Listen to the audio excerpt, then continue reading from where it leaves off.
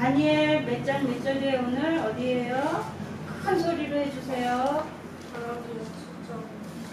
어디요? 잘 안 들리죠? 큰 소리로. 열왕기하 12절이요. 네. 열왕기하 7장 12절로 오늘 20절 교독하겠습니다.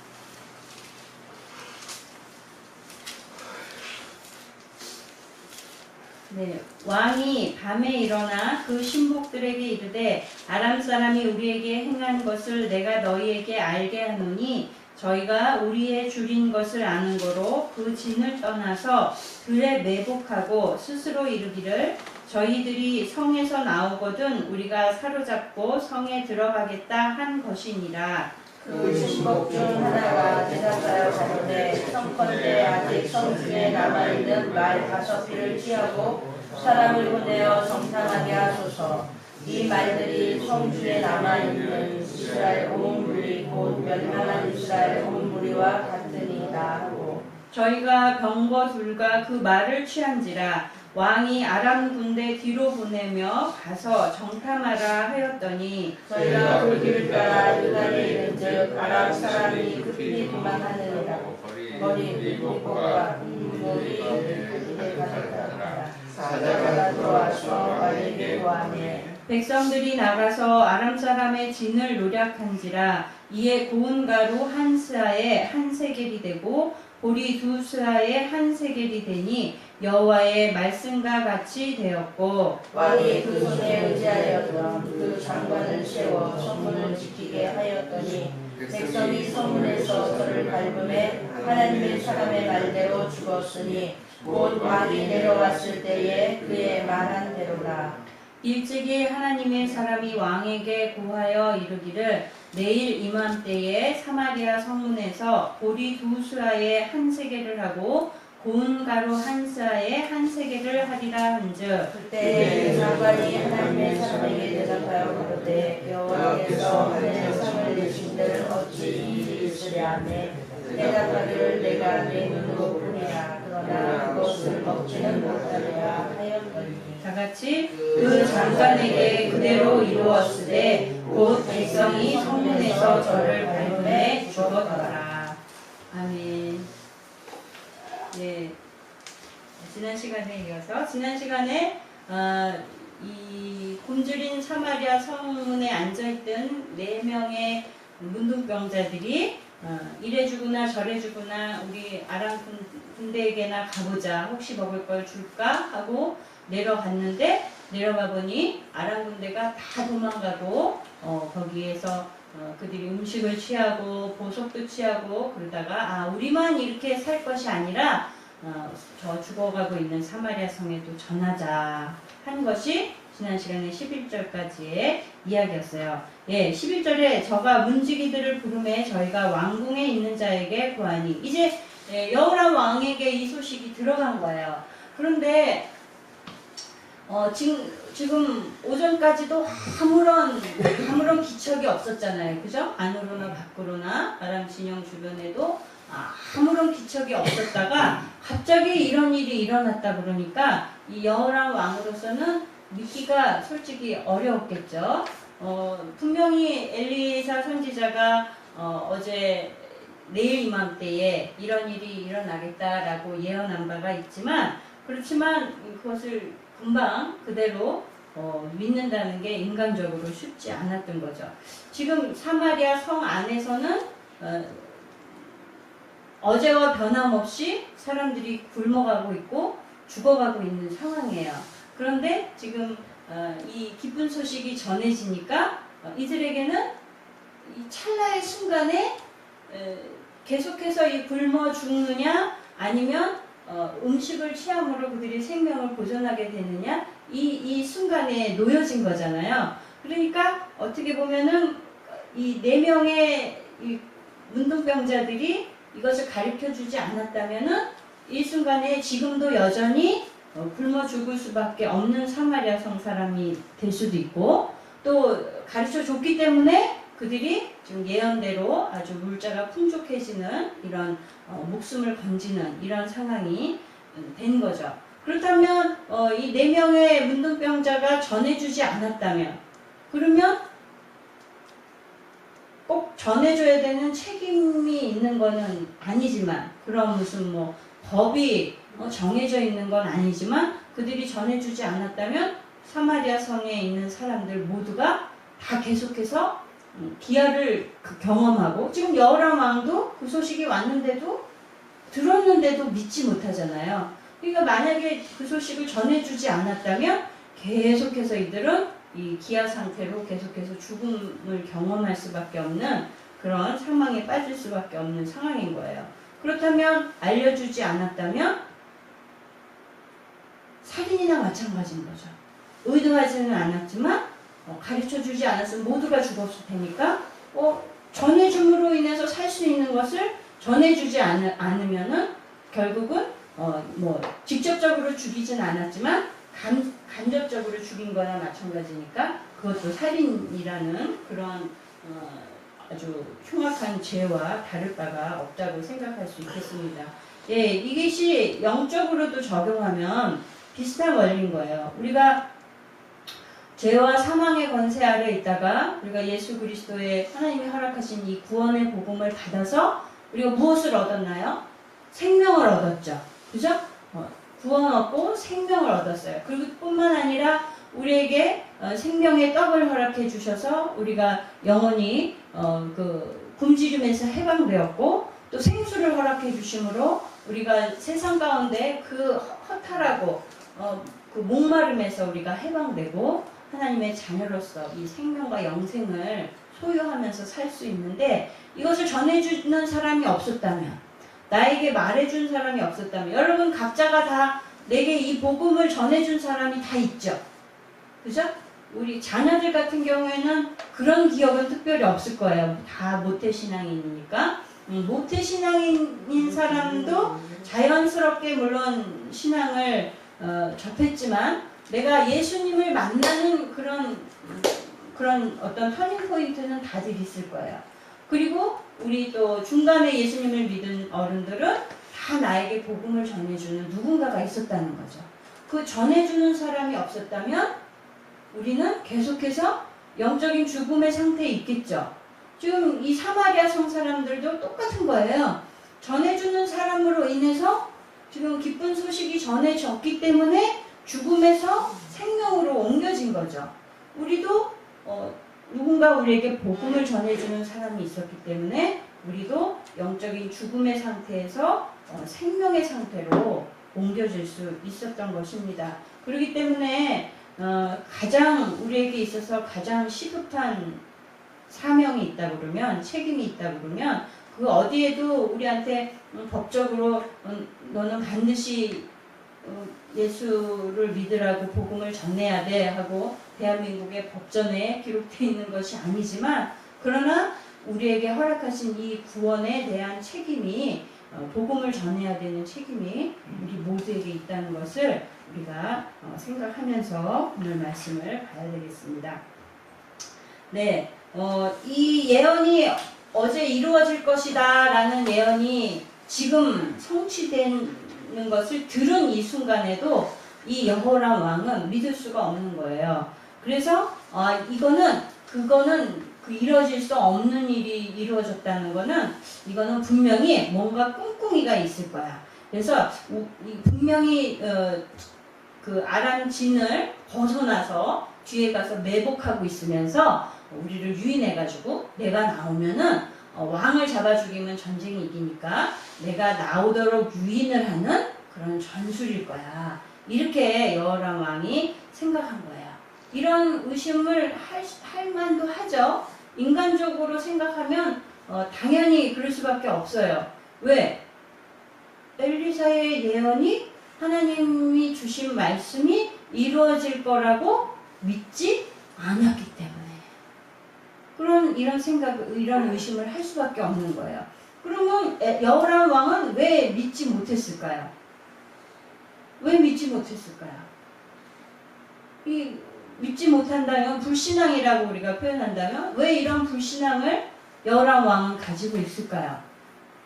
우리가 처음에 여호람 여람이 왕이 되었을 때의 그 기록을 보면 어떻게 했어요?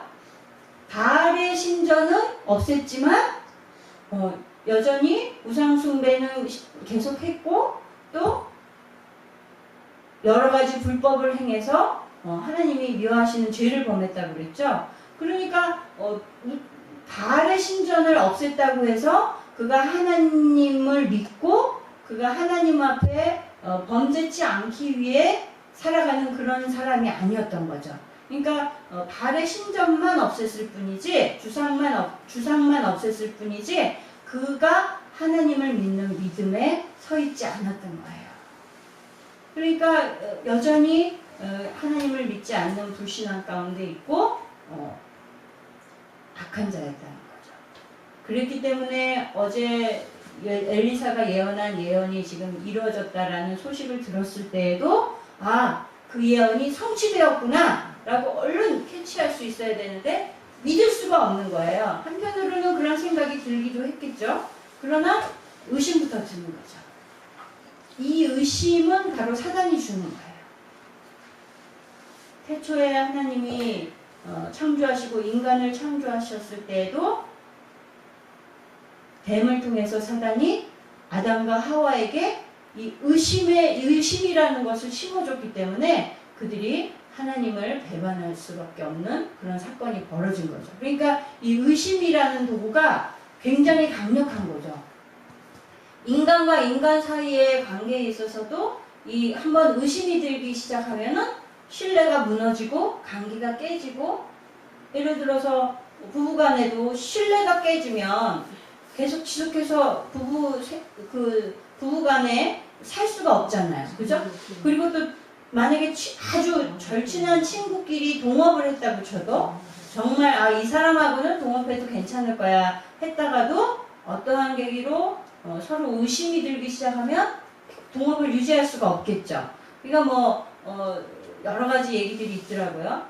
이렇게 참 의심이라는 거는 사단이 인간에게 행하는 아주 강력한 전술 중에 하나인데, 그것을 영적으로도 사단이 하는 거죠. 아까 아담과 하와의 예에서도 마찬가지로 하나님과 인간과의 관계에 있어서 관계를 끊어놓기 위해서도 이 의심이라는 전술을 사단이 사용하는 것을 성경에 많이 나와 있습니다.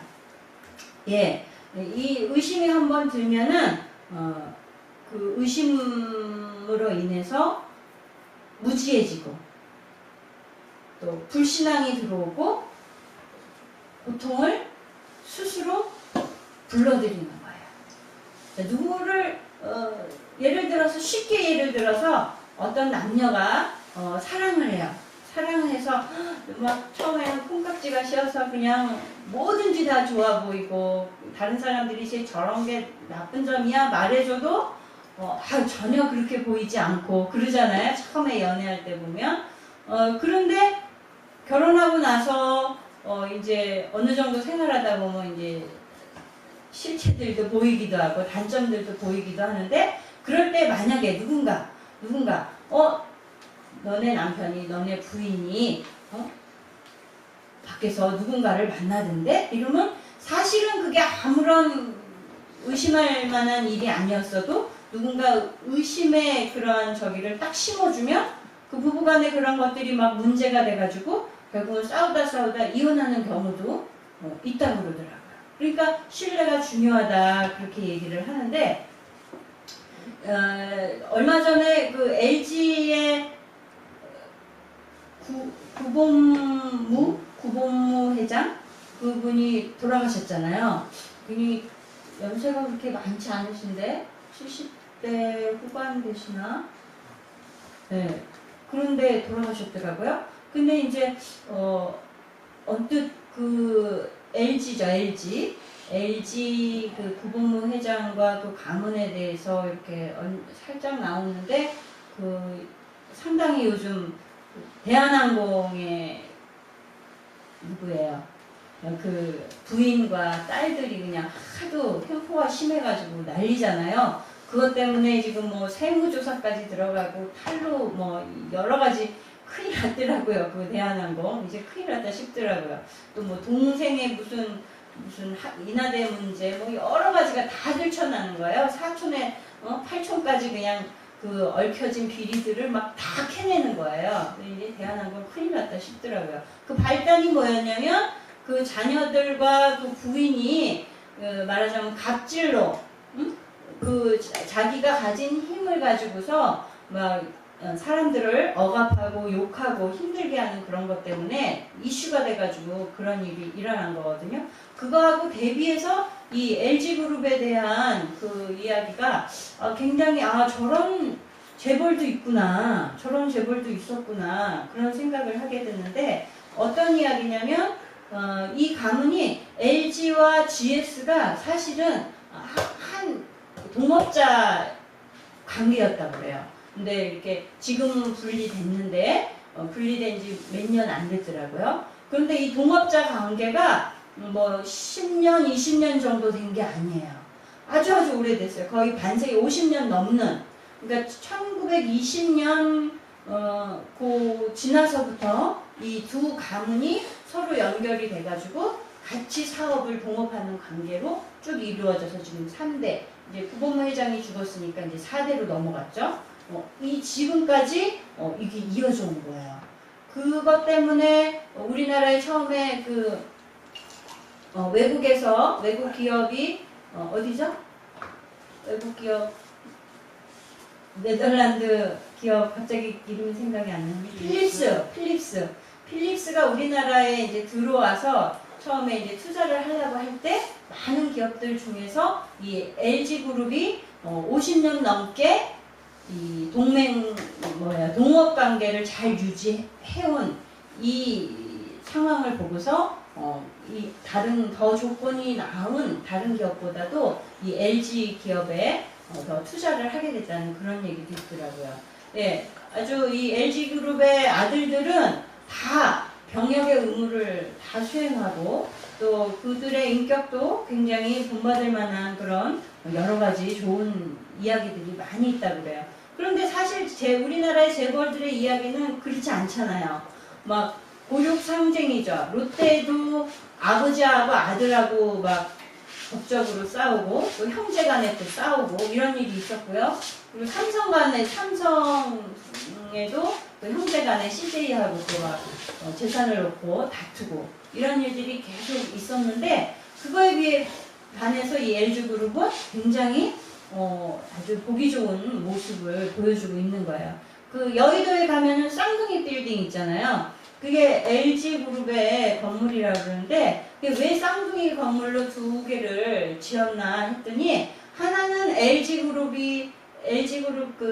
말하자면 구씨 가문이 하는 경영이고 하나는 허씨 가문이 있는 건물인 거예요. 그러니까 이 두 가문이 이렇게 함께 기업을 운영하면서 어떻게 이렇게 수십 년을 아무 분쟁 없이 나쁜 소리 없이 법적 다툼 없이 이렇게 좋게 잘 이어져 왔는가 했더니 그 부모님들이 아주 참 훌륭하게 자녀들을 키우셨더라고요.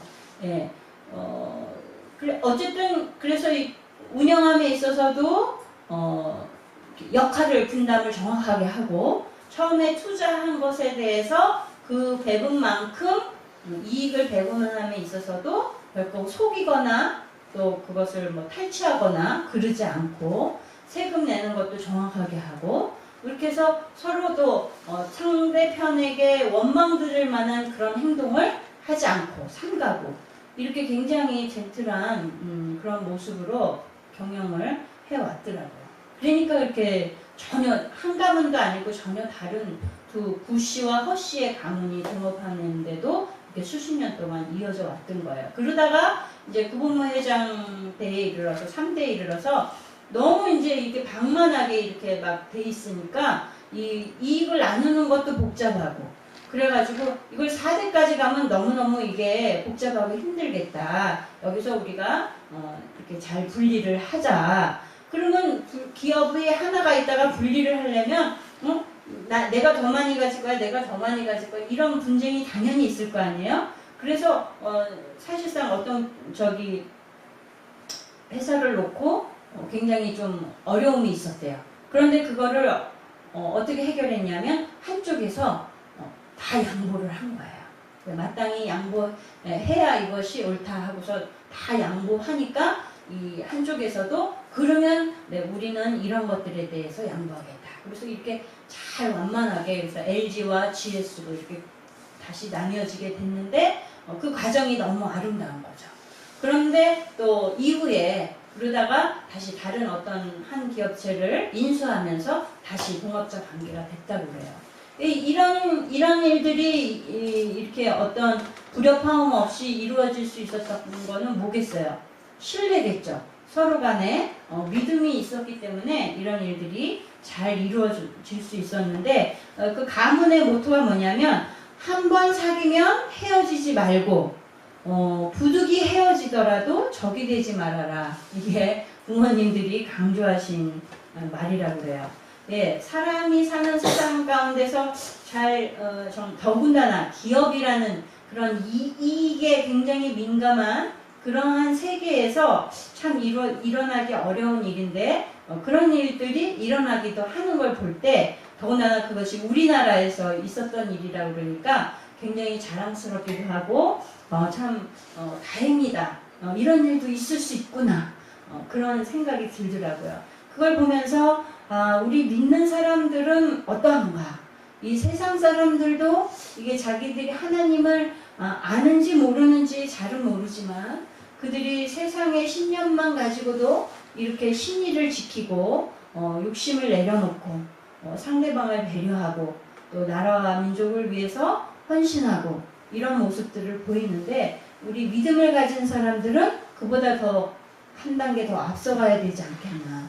우리가 어떻게 보면 하나님의 자녀라 그러면서 세상 가운데서 본이 되지 못하는 일들로 하나님을 욕먹일 때가 많습니다.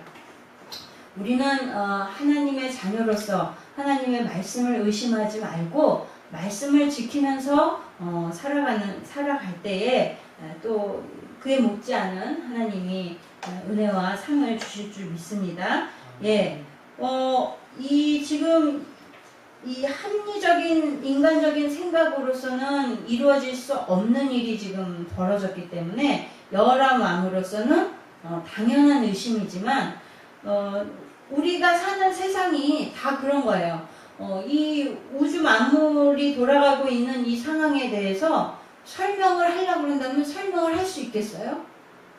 아무도 설명할 수가 없겠죠. 물론 과학이 발전해서 우주에 로켓 쏘아보내고 아주 광망원경으로 우주의 별들도 관찰하고 하지만 그것이 어떻게 이루어졌는지 어떻게 저렇게 진행이 되는지 명확하게 과학으로도 설명할 수 없고 알 수도 없는 부분이 더 많은 거죠. 그거를 설명할 수 없는 걸 이해할 수 없는 거를 이해하려고 아무리 설명하려고 해봤자 궁색해지는 거죠. 그럼 뭐예요? 하나님이 하신 일인데 우리 인간의 생각으로서는 넘어설 수 없는 범위에 있는 것들이잖아요. 우리 성경의 말씀들도 마찬가지인 거예요. 오늘 여호람이 당면한 이 놀라운 사건도 자기 머리로는 납득이 안 가는 거예요. 이런 일이 어떻게 일어나? 이거는 거짓말이지, 이거는 술책이지라고 밖에 생각할 수 없는 일이 일어났는데 이것이 하나님이 하신 일이라고 믿을 수가 없는 거죠. 왜? 자기 생각의 범위를 넘어서니까. 이게 우리들의 모습인 거예요. 그러면 우리가 생각할 수 있는, 머리로 이해될 수 있는 것만 믿어서는 되겠냐는 거죠. 그게 아니라는 거예요. 하나님의 역사는 우리가 생각하는 것 그 이상을 뛰어넘는 건 거예요. 우리가 아무리 우주를 어떻게 설명하려고 해도 설명할 수 없는 것 같이 하나님은 이 우주를 다 만드셨고 지금도 운행하고 계시고 그 모든 것을 다스리고 계시는 하나님을 어떻게 우리가 설명할 수 있겠어요? 그걸 어떻게 이해시킬 수 있겠어요? 믿지 않는 자들에게. 이해시킬 수 없는 것까지 우리가 이해시키려고 노력할 필요는 없는 거예요. 그럼 어떻게 해야 되느냐? 믿어야 되는 거죠. 믿음은 바라는 것들의 실상이요 보지 못하는 것들의 증거라고 했어요. 그러니까 이거를 나름 이거를 어떻게든 설명해 보고자 그냥 많이 노력한 사람들이 있어요. 이치에 맞게 그러다가 어떻게 되냐면 예를 들어서 예수님을 우주인으로 표현하고 이렇게 엉뚱한 방향으로 가는 거예요. 그럼 어디로 가요? 이단으로 가는 거예요. 잘못하면. 그러니까 자기가 우리 인간의 생각에 그 범위를 벗어나는 것들을 억지로 끼워 맞추려고 우리가 노력할 필요가 없는 거예요. 그럼 어떻게 하면 돼요? 그냥 믿는 거예요. 그게 바로 하나님이신 거예요. 우리 인간으로 생각할 수 없는 능력을 가지신 분이 바로 하나님이시라는 걸 우리가 그대로 믿는 거예요. 그리고 그들에게도 그대로 믿어라라고 말해주고 선포하는 거죠. 그래서 그들에게 이 믿음이 생기면 그들도 정말 하나님이 성경에 기록하신 모든 일들이 이루어지고 있고 이루어졌고 앞으로도 이루어질 것에 대한 믿음이 생길 줄 믿습니다. 왜 여호람은 이렇게 끝까지 믿지 못하느냐? 부패했기 때문이에요. 마음이 부패했어요. 믿음이 부패했어요. 언제? 태초에 아담과 하하가 범죄할 때에 우리에게 그 불신앙이, 부패가, 그 썩은 신앙이 우리에게 들어왔기 때문에 우리도 틈만 나면 그것에 가까이 가는 거예요. 여호람같이. 분명하게 그렇게 어제 예언이 됐는데도 도저히 믿을 수가 없는 거죠. 그래서 어떻게 해요? 군대를 파견하죠. 정탐꾼들을 파견해서 가보니 진짜 모두가 다 퇴각했습니다. 이런 보고가 들어오니까 이제 백성들에게 알리게 된 거죠. 이게 우리들의 모습인 거예요. 우리에게는 귀가 2개 있어요. 그죠? 귀가 양쪽으로 2개 있어요. 그래서 사단이 할 수 있고요. 또 하나님이 주시는 말씀의 소리도 우리가 들을 수 있는 것 같아요. 자, 우리 성경에 예수님이 그러셨죠. 양은 누구의 음성을 듣는다고요? 목자의 음성을 듣는다. 목자의 음성을. 그러면 우리들의 목자는 누구신가요? 여러분들의 목자는 누구신가요? 내가 누구의 목소리를 듣고 있느냐에 따라 내 주인이 누구인가 드러나는 거죠. 내가 하나님의 말씀, 하나님의 음성을 듣는가? 내가 사단의 이런 의심하는 소리, 불신앙의 소리를 듣는가? 나의 목자는 누구인가? 우리가 날마다 한번 점검해 볼 수 있기를 바랍니다. 네, 이 백성들이 지금 죽음의 순간에서 이 기쁜 소식을 듣고 모두가 이제 우르르 아람 진영으로 달려갔어요. 그동안 그 사마리아 성이 둘러싸였었으니까 그 불안하고 정말 미래가 보이지 않고 이 억압된 이 그런 생활 속에 있다가 자유함을 누리고 이제 또 그 굶주림에서 해방되는 순간이 지금 만끽하게 되었죠. 예. 그런데 그것을 여전히 그런 소식이 들려왔는데도 믿지 못하는 사람들도 그 속에 있었을 거예요. 그럼 그런 사람들은 지금 그러한 굶주림을 해결할 수 있는 길이 열렸는데도 의심으로 인해서 나가지 못하면, 달려가지 못하면 굶는 거잖아요. 이 기쁜 소식이 들려졌는데도 이 양면성이 있는 거예요.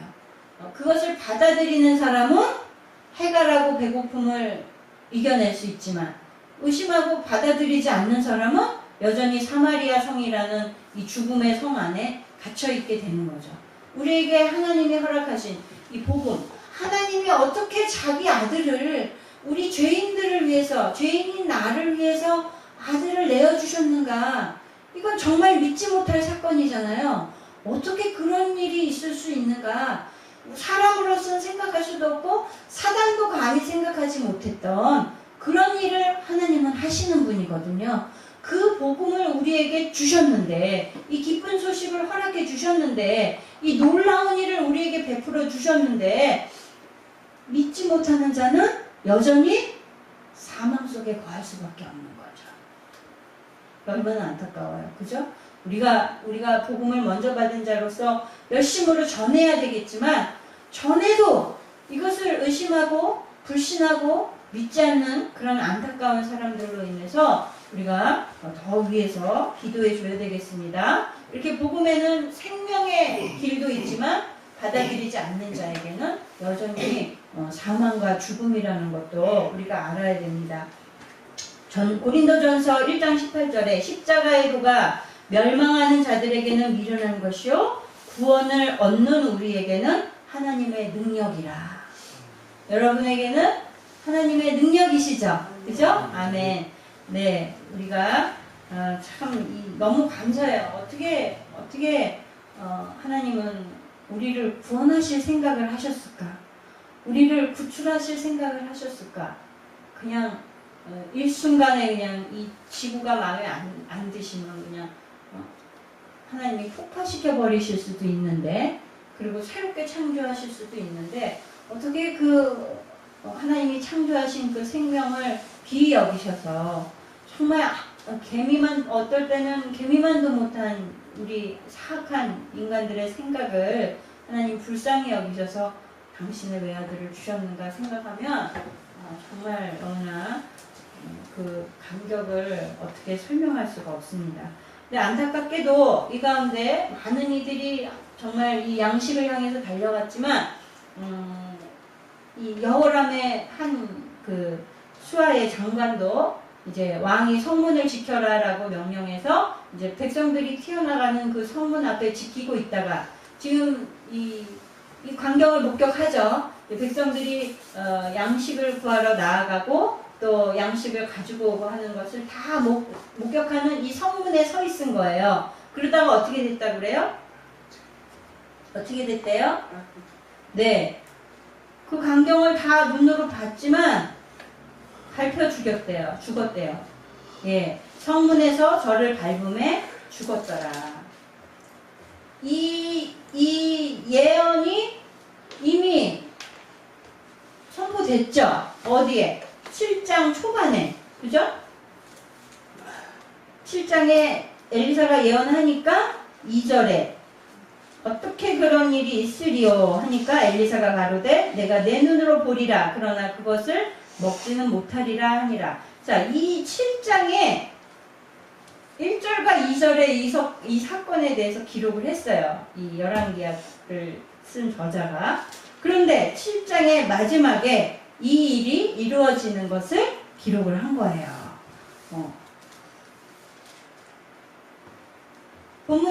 이 본문의 시작에서 선포되고 마지막에 다 성취되는 것을 그대로 적어놨죠. 왜 이렇게 배치를 했을까요? 하나님의 말씀의 그 성취가 바로 이런 거예요. 성경에 기록된 모든 예언들이 선포되고 반드시 다 이루어졌어요. 예를 들면 하나님이 아브라함에게 자식이 없는 아브라함에게 네가 아들을 얻을 것이고 너의 자손이 하늘의 별과 같이 바닷가의 모라 같이 많아질 것이다. 그런 예언을 주셨잖아요. 그리고 또한 더불어서 뭘 주셨냐면 그 자손이 많아져서 타국에 가서 400년 동안 종살이를 하고 그 이후에 백성이 이끌고 나오리라. 한문적을 이루리라. 그런 예언의 말씀이 주어졌고 그대로 이루어졌어요? 안 이루어졌어요? 이루어졌잖아요. 그죠? 한 예로. 그러한 모든 예언과 성취가 성경에 다 기록이 돼 있어요. 대부분이 다 예언이 일어났고 또 그것이 이루어지는 것을 성경에 다 나타내 보여주고 있는 거예요. 그 시작이 있으면 반드시 말씀이 성취도 있다는 거죠. 시작과 성취가 다 있다는 거예요. 시작만 있고 이루어지지 않은 것은 뭐만 남았냐면 재림과 심판만 남았어요. 그 외의 모든 하나님의 말씀은 다 시작이 된 것은 다 이루어진 거예요. 그러면 재림과 심판도 자, 재림의 시작은 뭐예요? 예수님이 다시 오시는 것의 시작은 예수님이 이 땅에 오신 거잖아요. 그죠? 그걸 시작이 된 거예요. 그러면 예수님이 다시 오실 것도 우리가 믿어야 되겠죠. 네. 그리고 하나님의 심판이 있을 것이다 라는 말씀도 이루어질까요? 안 이루어질까요? 이루어지죠. 우리 이 사람의 말은요 언제든지 변할 수 있어요. 그죠? 이루어지지 않을 가능성이 많이 있죠. 그 이유는 사람 자체가 우리 인간이 신실하지 못하기 때문에 마음이 변해서 변심이 와서 그래서 이루어지지 않을 수도 있고 또 한편으로는 그 약속을 꼭 지키고 싶은데 지킬 능력이 없어. 그래갖고 못 지키는 경우들도 많이 있죠. 예, 이 인간은 그렇지만 우리 하나님은 신실하신 데다가 그 약속하신 것들을 이룰 수 있는 능력이 하나님은 있어요, 없어요? 있죠. 그럼 하나님이 하신 말씀들은 이루어질까요, 안 이루어질까요? 다 이루어지죠. 우리는 그렇기 때문에 조금의 의심도 가지지 말고, 의심은 누가 주는 거라고요? 사단이 주는 거예요. 하나님과 우리 사이를 갈라놓기 위해서 우리에게 전술로서 정말 우리를 패하게 하기 위한 그러한 전술로서 사단이 쓰는 거예요. 우리는 언제나 신실한 하나님의 말씀을 믿고 바라보면서 그것이 성취되는 날을 위해서 기도하고 그것이 성취되는 날에 우리는 기쁨을 맛볼 수 있겠죠. 그죠?